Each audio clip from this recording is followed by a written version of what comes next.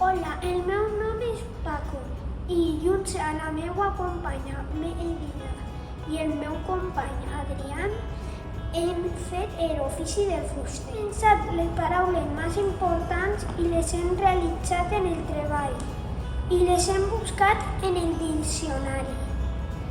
Hay fotos il·lustrades en el treball para il·lustrar l'ofici del fuster. Continuant amb el nostre treball, hem realitzat una poesia dedicada al fuster. La poesia és un text literari que utilitza el rimes i s'escriu en versos. El fuster utilitzava les eines per a fer el seu treball. Aquestes eines són serra, martell i alicates. Elles les hem testit i recollit en el nostre treball.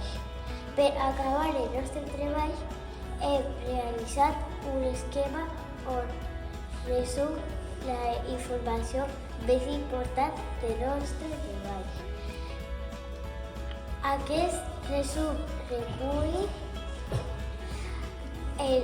les eines que utilitzava, la vestimenta que portava, la matèria prima que necessitava i els productes finals que necessitaven. Esperem que us hagi agradat el nostre treball. Si us hagi agradat, dona'ns un like.